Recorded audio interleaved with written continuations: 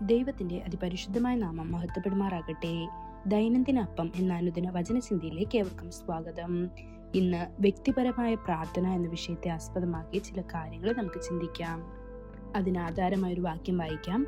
മർക്കോസ് 1:35 രാവിലെ നേരം പുലരുന്നതിന് വളരെ മുൻപ് തന്നെ കർത്താവായ യേശു എഴുന്നേറ്റ് ഒരു ഏകാന്ത സ്ഥലത്തേക്ക് പോയി അവിടെ അവൻ പ്രാർത്ഥിച്ചു. നിങ്ങൾക്ക് വ്യക്തിപരമായ പ്രാർത്ഥന ആവശ്യമാണ്. ദൈവവുമായുള്ള ആഴമേറിയതും വ്യക്തിപരവുമായ ബന്ധം നിങ്ങൾക്ക് ആവശ്യമാണ്.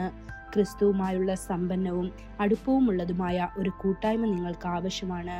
അതിനാൽ ഈ മാസം മുതൽ നിങ്ങളുടെ വ്യക്തിപരമായ പ്രാർത്ഥനാ സമയം വർദ്ധിപ്പിക്കാൻ ബോധപൂർവമായ തീരുമാനമെടുക്കുക. യേശുക്രിസ്തുവിന് പോലും വ്യക്തിപരമായ പ്രാർത്ഥന ആവശ്യമായിരുന്നു.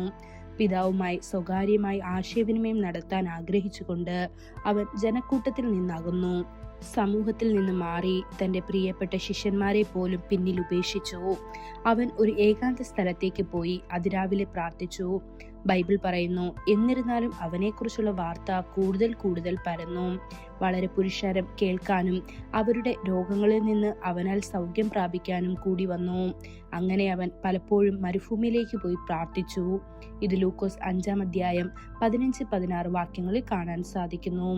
ആ ദിവസങ്ങളിൽ അവൻ പ്രാർത്ഥിക്കാൻ മലയിൽ കയറി രാത്രി മുഴുവൻ ദൈവത്തോട് പ്രാർത്ഥിച്ചു എന്ന് മർക്കോസ് 6:46 കാണപ്പെടുന്നു. വീണ്ടും നാം വായിക്കുന്നു, ഉടനെ യേശു ശിഷ്യന്മാരെ പടകിൽ കയറ്റി മറുകരയിലേക്ക് പോകാൻ നിർബന്ധിച്ചു. പുരുഷാരത്തെ പറഞ്ഞയച്ചപ്പോൾ അവൻ തനിച്ചു മലയിൽ കയറി. വൈകുന്നേരമായപ്പോൾ അവൻ അവിടെ തനിച്ചായിരുന്നു. ഇത് മത്തായി സുവിശേഷം 14:22-23 വാക്യങ്ങളിൽ കാണപ്പെടുന്നു. യേശുക്രിസ്തുവിന്റെ വ്യക്തിപരമായ പ്രാർത്ഥനാ ജീവിതത്തെ എടുത്തു കാണിക്കുന്ന അത്തരം നിരവധി സന്ദർഭങ്ങൾ തിരുവെഴുത്തുകൾ രേഖപ്പെടുത്തുന്നു. വ്യക്തിപരമായ പ്രാർത്ഥന നമുക്ക് അത്യന്താപേക്ഷിതമാണ്. ആന്തരിക മനുഷ്യനിൽ ശക്തി പ്രാപിക്കുന്നതിന് അത് അത്യന്താപേക്ഷിതമാണ്. ദൈവവുമായി വ്യക്തിപരമായി ആശയവിനിമയം നടത്തി ദിവസം ആരംഭിക്കുന്നവർക്ക് ദൈവിക മാർഗനിർദ്ദേശം ലഭിക്കുക മാത്രമല്ല, ആ ദിവസത്തെ നേരിടാനും അത് വിജയകരമായി പൂർത്തിയാക്കാനും ആവശ്യമായ ശക്തിയും കൃപയും ലഭിക്കുന്നു. ഇന്ന് പലരും പൊതുയോഗങ്ങളിലും പള്ളി ശുശ്രൂഷകളിലും കൂട്ടായ്മ കൂടിവരവുകളിലും പ്രാർത്ഥിക്കുന്നു. എന്നിരുന്നാലും ദൈവവുമായുള്ള വ്യക്തിപരമായ കൂട്ടായ്മയിൽ സന്തോഷത്തോടെയും ആഴത്തിലും പ്രാർത്ഥിക്കാൻ അവർ പാടുപെടുന്നു.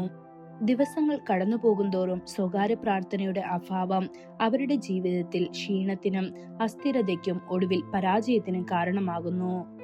ദാനിയേൽ പലപ്പോഴും സുഹൃത്തുക്കളോടൊപ്പം പ്രാർത്ഥിച്ചിരുന്നുവെങ്കിലും വ്യക്തിപരമായ പ്രാർത്ഥനയ്ക്ക് വലിയ പ്രാധാന്യം നൽകി. ബൈബിൾ പറയുന്നു, എഴുത്ത് ഒപ്പിട്ടിരിക്കുന്നുവെന്ന് ദാനിയേൽ അറിഞ്ഞപ്പോൾ അവൻ വീട്ടിലേക്ക് പോയി തന്റെ മാളിക മുറിയിൽ യെരുശലേമിലേക്ക് തുറന്നിട്ട ജനാലകളിൽ ആ ദിവസം 3 പ്രാവശ്യം മുട്ടുകുത്തി തന്റെ ദൈവത്തിന്റെ മുൻപാകെ പ്രാർത്ഥിച്ചു നന്ദി പറഞ്ഞു. ആദ്യകാലം മുതൽ അവൻ ചെയ്തു വന്നിരുന്നത് പോലെ. ഇത് ദാനിയേൽ 6:10 കാണപ്പെടുന്നു.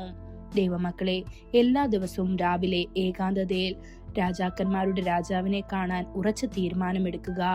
അതിനായി ദൈവം നമ്മെ ഓരോരുത്തരെയും സഹായിക്കുമാറാകട്ടെ. കൂടുതൽ ധ്യാനത്തിനുള്ള വാക്യം പുറപ്പാട് പുസ്തകം 34:2 അതുകൊണ്ട് രാവിലെ ഒരുങ്ങി രാവിലെ സീനായി പർവ്വതത്തിൽ കയറി പർവ്വതത്തിന്റെ മുകളിൽ എന്റെ സന്നിധിയിൽ വരുവീൻ. ഇന്നത്തെ ബൈബിൾ വായന രാവിലെ പുറപ്പാട് 27-28 അധ്യായങ്ങൾ. വൈകുന്നേരം മത്തായി സുവിശേഷം 21 1-22 വരെയുള്ള വാക്യങ്ങൾ. ആമേൻ.